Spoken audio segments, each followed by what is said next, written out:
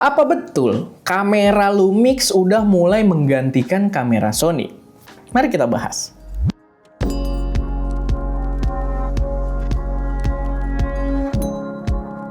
Halo semuanya, selamat datang di channel SM Media dengan gue Erwin. Dan pada video kali ini gue pengen bahas sedikit aja tentang kenapa kita nggak bahas kamera Lumix. Sebenarnya video kayak gini udah sempat gue bikin ya, tapi waktu itu gue publishnya di membership doang. Jadi hal-hal yang sifatnya di belakang layar kalian bakal lebih sering dapat untuk di bagian membership. Tapi sekarang gue rasa gue perlu untuk mengklarifikasi ini secara publik juga. Karena ya lumayan banyak yang minta kita untuk review Lumix juga gitu kan. Banyak yang komentar bilang Lumix udah lebih bagus dari Sony dan lain sebagainya. Makanya muncul kita ada bikin satu community post gitu ya, Lumix menggeser Sony, terus ada meme yang ya gitu-gitulah. Gue nggak tahu nama meme-nya apa, tapi ya itu sebatas jokes aja sebenarnya. Tapi gue pengen sampein aja di sini kenapa gue nggak bahas kamera Lumix. Jadi yang utama sebenarnya kenapa gue nggak bahas adalah karena gue merasa inovasinya tuh kurang seru buat diangkat. Karena menurut gue mereka tidak memberikan inovasi yang paling enggak cukup menarik aja untuk gua bahas gitu dibandingkan kamera-kamera lainnya. Karena mereka udah rilis beberapa kamera gitu kan dari terakhir gua bahas Lumix. Udah rilis beberapa kamera baru tapi menurut gua tuh terlalu biasa aja gitu. Tidak ada hal yang menurut gua jadi key value penting untuk gua angkat atau sebatas gua cobain. Karena gini, gua tuh berkali-kali tiap Lumix mau rilis kamera, gue tuh sangat excited. Oke, ini akan jadi mereka tumbuh lagi gitu kan, akan jadi comeback-nya Lumix. Tapi berkali-kali gue juga begitu rilis jadi males gitu buat bahas. Padahal gini, gue juga harus kasih tahu dulu, gue itu channel ST Media sendiri, itu gear pertamanya adalah Lumix G85, yang sekarang nganggur, ada di gudang, tapi tidak kita jual karena ada emotional value-nya juga, karena itu adalah kamera yang kita pakai pondasinya ST Media sendiri gitu kan. Cuman yang sekarang diluncurkan, menurut gue ya nggak se-worth it itu buat gue cobain. Karena ya kalau misalkan gue emang pengen cobain aja ya, gue bisa pinjem ke toko, nggak harus dari Lumixnya juga, gue bisa pinjem ke toko, gue bisa beli gitu kan, dan lain sebagainya lah. Kayak sekarang juga kita lagi shotnya pakai Canon, yang padahal gue udah nggak dipinjemin lagi dari Canon gitu kan. Tapi ya balik lagi, gue tidak setertarik itu buat cobain si Lumix ini. Dimulai dari Lumix S9 sebenarnya. Jadi Lumix S9 tuh kamera konten kreator, gue nggak bilang jelek, cuman buat gue secara bias nih ya, secara subjektif gitu kan, buat gua agak aneh lah sebuah kamera yang ditujukan untuk konten kreator dengan harga yang udah lumayan, walaupun terbilang murah untuk full frame, tapi harganya lumayan. Cuman dia tidak ada headset output sama sekali gitu. Untuk kamera yang ditujukan untuk konten kreator, itu gue sebel banget karena ZV-E10 aja dengan harga ya kisaran 10 juta dia udah punya headset output, dan buat gua itu lumayan krusial gitu. Kayak sekarang pun Siska juga nge-shoot video ini dia sambil monitor audionya, sehingga kita tahu kalau misalkan ada problem. Jadi ya itu. Dan kemarin lumayan banyak yang neken kita buat bahas Lumix yang terbaru, yang baru aja diluncurkan. Jadi kemarin itu mereka baru luncurin 2 kamera, yang terakhir itu ada S1 Mark II. Kita ditekan banget buat bahas, sampai asumsinya tuh kemana-mana.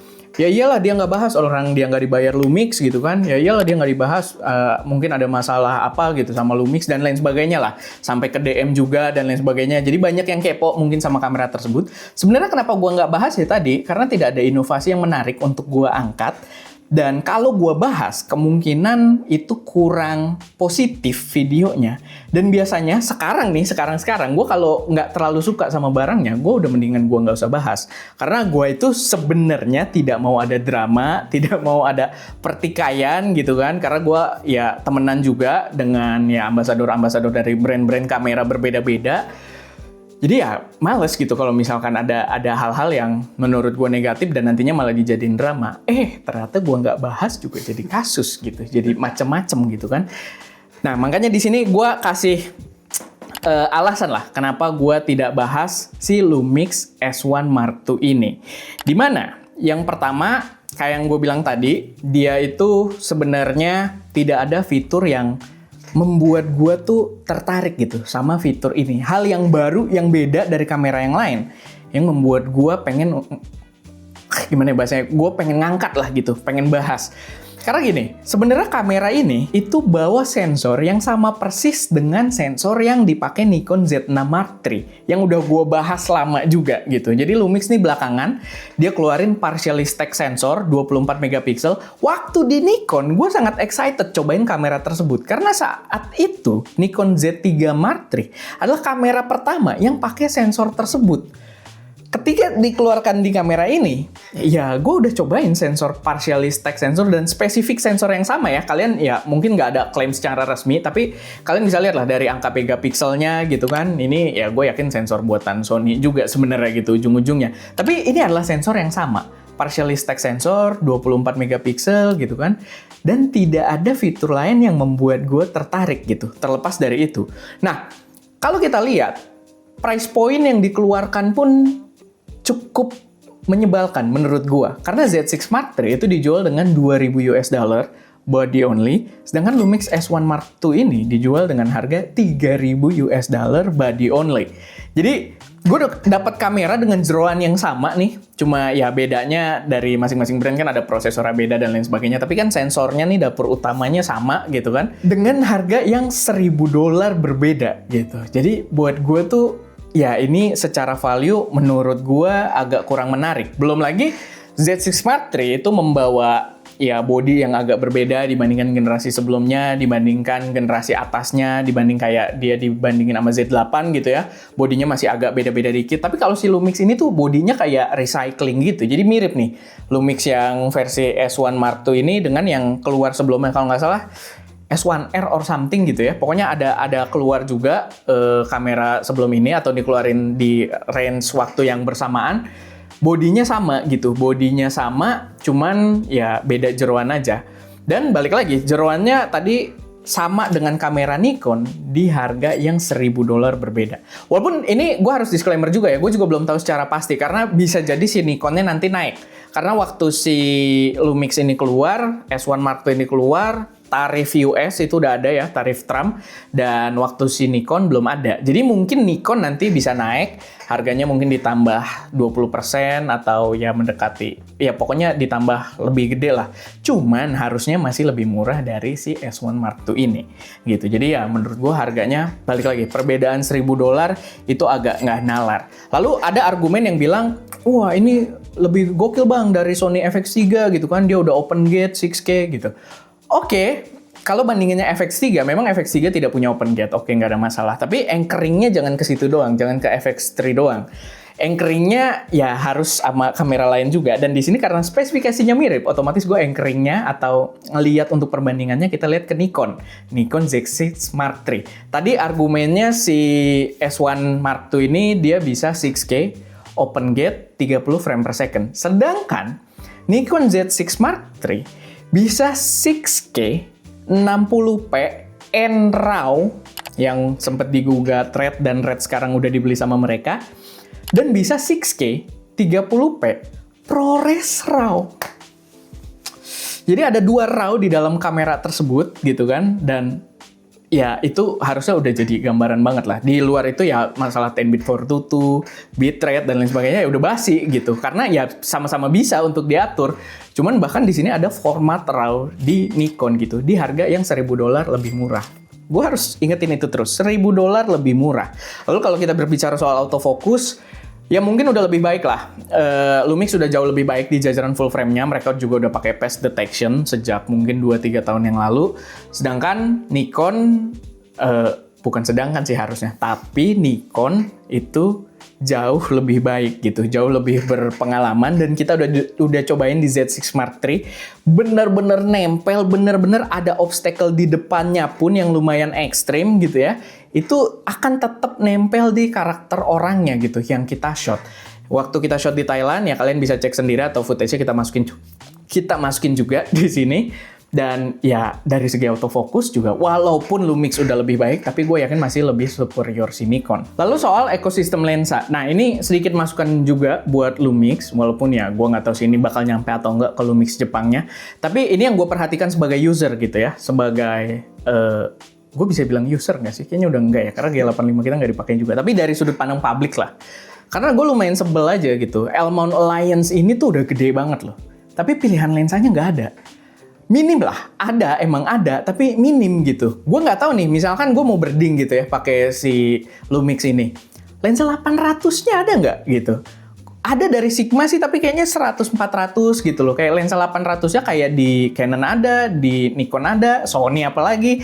Tapi di Lumix nih gue belum lihat gitu, untuk L-mount-nya ini ya, spesifik. Jadi, ya agak disayangkan, padahal rame ekosistemnya. Kemarin kan belum lama DJI dirumorkan katanya masuk L-mount Alliance. Si Ruwi udah resmi mengumumkan mereka masuk L-mount Alliance. Tapi pilihan lensanya nih mana gini? Belum ada, dan terutama yang paling utama adalah yang budget friendly-nya. Karena kalau kita berbicara Sony, Nikon budget friendly-nya udah ada. Dari Viltrox udah juara gitu. Viltrox, Mieke, TT Artisan udah keluarin tuh. Buat Sony, buat Nikon, buat Fuji. Tapi Fuji ya out dulu karena ini tidak bahas APS-C.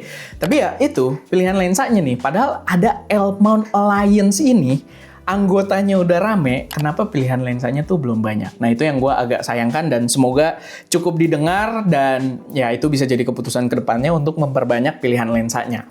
Nah, gue balik lagi, gue harus tekenin, gue nggak bilang jelek, tetap Lumix itu punya beberapa superiority, cuman memang udah nggak sesuperior itu lagi di ranah video. Pertama mungkin dia kalau untuk ganti shutter speed jadi shutter angle udah biasa di Lumix gitu kan. Lalu mereka juga bisa anamorphic di squeeze, bisa langsung di kameranya, ya itu cakep. Ibis nggak ada lawan, apalagi di seri full frame ya. Mereka dari Micro Four Third-nya aja udah bagus, tapi kan lawannya Olympus juga bagus, Micro Four Third-nya, Ibis-nya. Sedangkan di full frame yang paling bagus itu literally cuma Lumix doang. Yang paling bagus ya, yang lain sih udah mulai bagus juga, kayak Nikon tuh Ibis-nya bagus, tapi paling bagus masih berasa itu di Lumix gitu kan. Jadi masih ada beberapa hal-hal yang berkaitan dengan video yang masih cukup superior, tapi nggak sebanyak itu superiority-nya. Gue pribadi, gue masih mantengin terus si Lumix nih mau keluarin kamera apa, gue mantengin.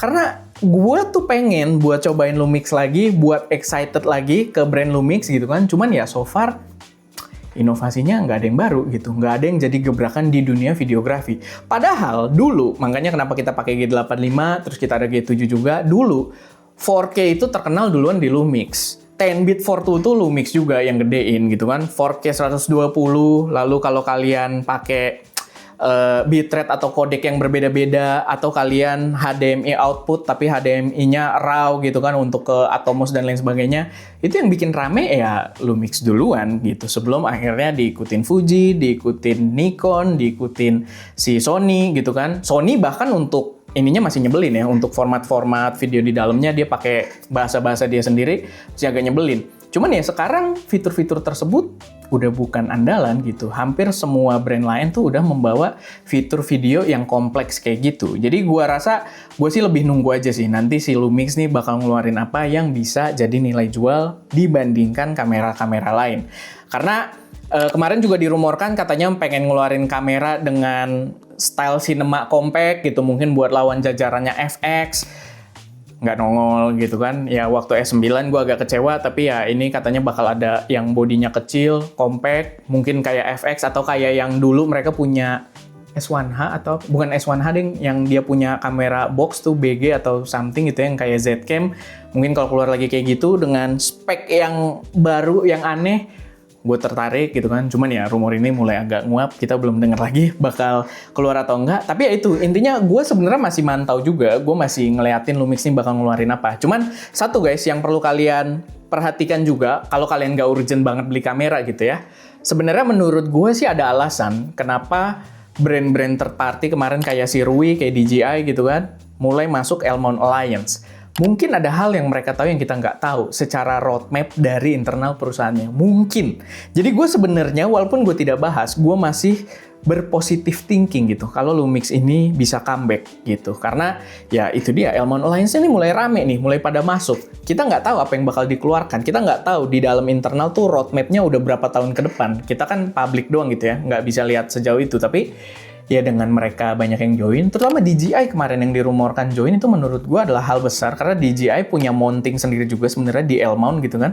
Tapi dengan mereka tiba-tiba join L-mount Alliance ya harusnya jadi, kayaknya ada sesuatu yang bakal hadir yang mungkin bakal menarik. Tapi ya balik lagi, kita tidak tahu secara pasti, cuman itu ya satu things to consider aja lah kalau kalian masih belum urgent-urgent banget buat beli kamera. Tapi ya itu sedikit pembahasan dari gue seputar brand Lumix ini. Mari kita lihat di tahun ini manuver mereka seperti apa, apakah bakal mengeluarkan kamera dengan inovasi yang menarik atau enggak, ya kita lihat bareng-bareng lah. Tapi itu aja, semoga bermanfaat. Kalau kalian punya pendapat kalian sendiri atau kalian punya pengalaman pakai kamera Lumix atau kamera utama kalian sekarang adalah Lumix full frame gitu kan, silahkan taruh aja pendapat kalian di kolom komentar. Oke, itu aja. Gue Erwin, di belakang kamera Daska, dan jangan lupa untuk berkarya.